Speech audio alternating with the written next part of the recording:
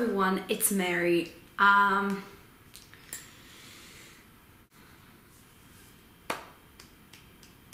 feel like I should stop excusing myself all the time, but since I stated multiple times on this channel that I was on a kind of a book buying restriction, I feel like, you know, some kind of explanation is due. Last week I went to the UK visiting my sister. She's staying in England for university, and yeah, we went to London and Oxford, and I just couldn't restrain myself and I had to buy some books.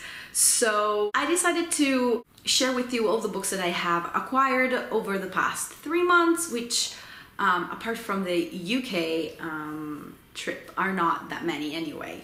So, and they were all books from my wish list, which is a plus in my opinion. But anyway, let's get on with the books. Firstly, we went to London, and in the Camden market there was a bookshop which had mostly used books.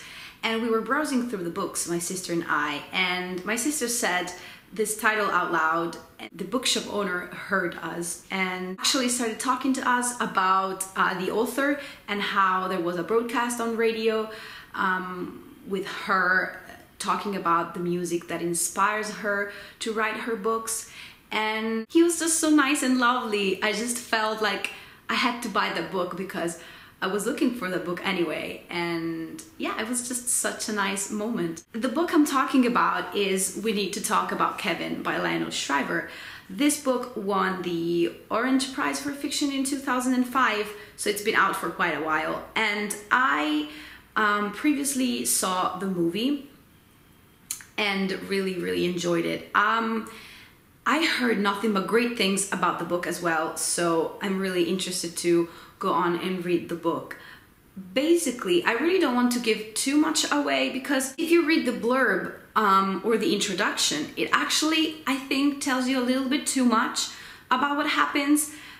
And I mean, at least the way the movie is constructed is that you get this slow build up to this tragedy, even though you're experiencing even, you know, the aftermath, and it jumps quite a bit in time, as long as I remember.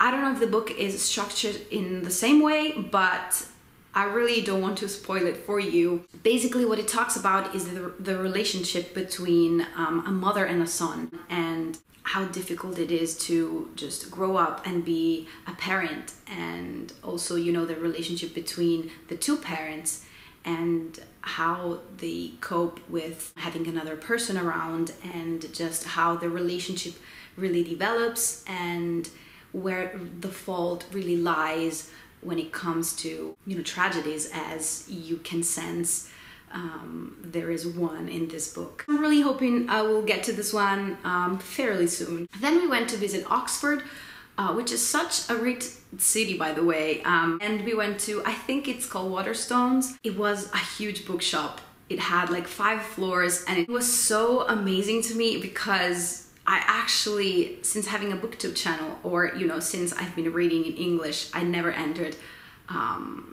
a bookshop that contained all books in English, which sounds weird, I know, but where I live, even the biggest, you know, bookshops, they have a section of books in foreign languages, and it's just not the same, I think, to have, you know, all the books that you've been seeing around booktube and just you are familiar with them. And it was just so amazing. I was shaking actually, and we stayed in there forever. I bought there 4 books. 3 of them are all new books, so like books that were released in 2016, I think.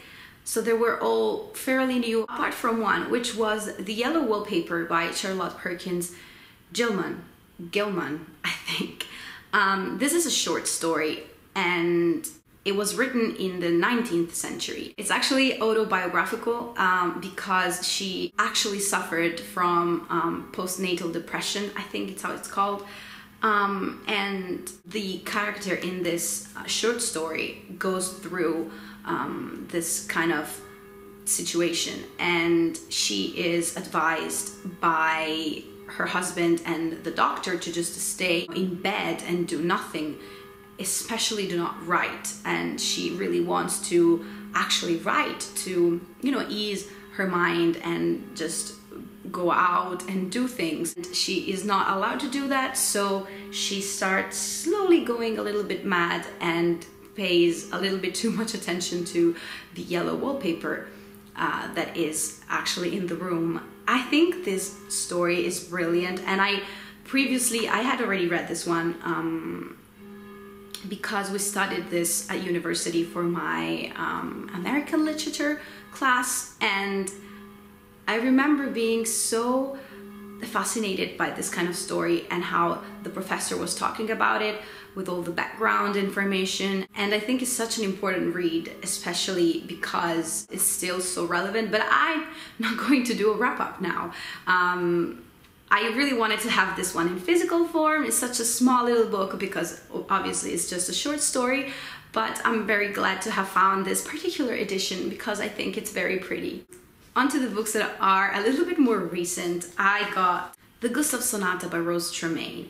This book is set in Switzerland after the Second World War, and the protagonist is a boy called Gustav.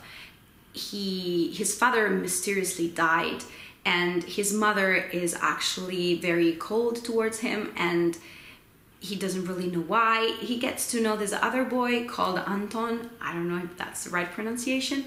And they start developing a friendship, but their lives are much more intertwined than it seems to be. That's basically all I know about this book, and I've heard nothing but praise. It just sounds like something I would really enjoy, especially because from what I gather, it talks a little bit about music as well, since Anton is actually a pianist, hence the title of the book, I guess. So I'm really excited to pick this one up. Another book that I have picked up, which I kind of feel like has some sort of a similar vibe, Days Without End by Sebastian. Again, I've heard nothing but great things about this one, and I'm actually going to read the blurb because it sums it up perfectly and really doesn't give too much away. It says, after signing up for the US Army in the 1850s, aged barely 17, Thomas McNulty and his brother-in-arms, John Cole, fight in the Indian Wars and the Civil War. Having both fled terrible hardships, their days are now vivid and filled with wonder despite the horrors they see and are complicit in. Then, when a young Indian girl crosses their path, the possibility of lasting happiness seems within reach, if only they can survive. So yeah, I'm really excited to get to this one. I feel like it's kind of a Western, but much more accessible. I don't know, I'm not familiar with Westerns, but I feel like they're very dense and very long in my mind, if that makes any sense. And this one is pretty short. It really just seems something that I would devour in like 2 days maybe. Something that I will say about all the books that I bought, but yeah, really excited. The last book that I bought in Waterstones is again a book that I've seen so much around BookTube, especially last year, and seems to be very good and just something that I would personally really enjoy. And it's The Butcher's Hook by Ellis. And first of all, this edition is so gorgeous, and I actually didn't even recognize the book at first because I've seen around the hardback edition also very pretty. This one has also the the edges of the pages colored, which I think is so brilliant and pretty, and it really seems like a very gory and dark novel, which is something that I might really enjoy, especially because it's set in the 18th century. Again, a period of time that I really enjoy. I love historical fiction, if you hadn't already guessed. And yeah, this talks about a girl. She is barely 19, and she is supposed to marry like a suitable, husband for her. But she actually falls in love with the butcher's boy and is really determined to have things her own way. I really cannot wait to pick this one up because it seems like a book which I would really, really enjoy. We actually went back to London, and we managed to find a little bookshop that's actually on a barge, which is probably the prettiest thing that I've ever seen. And I will hopefully insert some pictures here to show you. But it basically is a small barge with, all the books exposed outside, and then you can go inside and it has even more books. It has used books and new books, and it's just so cozy inside. It has a sofa, a stove. It's just amazing. And I thought, I really have to buy a book in here. So I was hoping to find something that would be on my wish list, which I did. And this is Giovanni's Room by James Baldwin. Again, a book that I've been meaning to pick for quite some time now. This was written in the 50s, I want to say. Yeah, in 1956. And the author is American, and it just talks about a really troubled relationship between David and Giovanni. And David is the protagonist, and how he comes to terms with his own sexuality. And yeah, it's just, I don't really want to know much more than that. I think this book is going to be very interesting and important, given that it was written, you know, in the 50s in the US by a Black man who is also homosexual. So I feel like this book has a lot of courage and a lot of sincerity, and I just really am intrigued to get to know this book, which feels like it's going to be very, very sad, but I really love sad books. So again, I'm hoping to pick this one very soon. The next two books I'm just going to briefly show to you, because I actually did an unboxing video, because those were the books that were in the March month box. But they are 100 Shadows by Hwang Jungeun. I'm sorry, I keep butchering her name, but it's a book set in Korea, which is again very interesting because I never read anything from Korea. And then we have Little Nothing, Marisa Silver. This is set, I believe, in the US.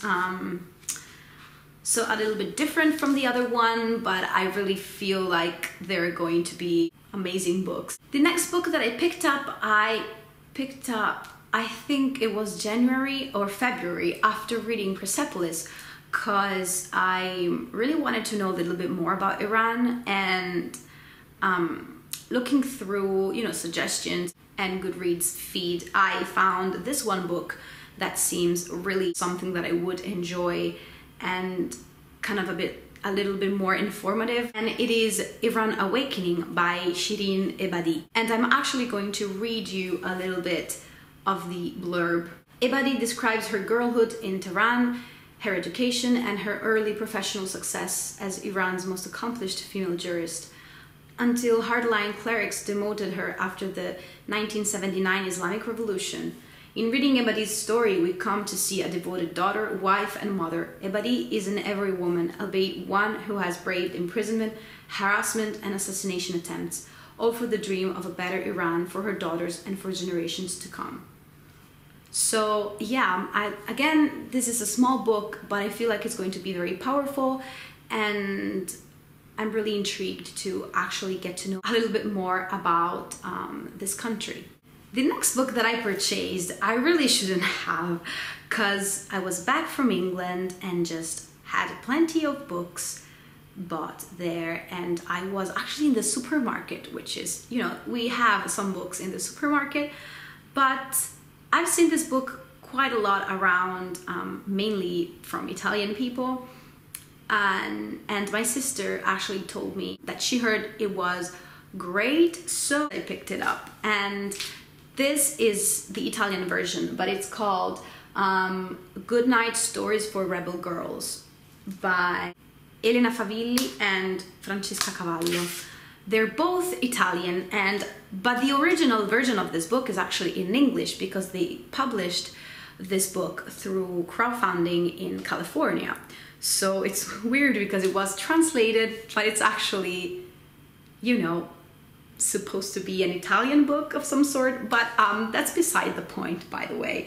This is a book about women, as you can probably tell, and it talks about the lives of 100 women that were important, you know, in history. Women that are still alive and women that died ages ago. And I just think it's such a great idea. And they're very, very small because they're supposed to be for children, I guess. But so the stories are very short and they take up only one page. So it is structured like this. we have, you know, a page with the story of the woman and then an illustration, and all the illustrations were made by female illustrators. I think there's 60 different illustrators, but it's actually very well published, and I think it's a great idea. You can see the pictures are very beautiful.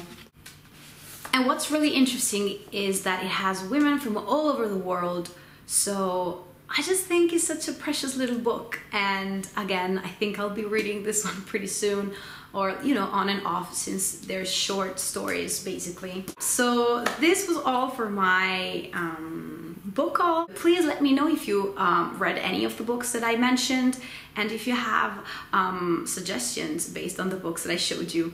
So I'll see you in my next video. Bye!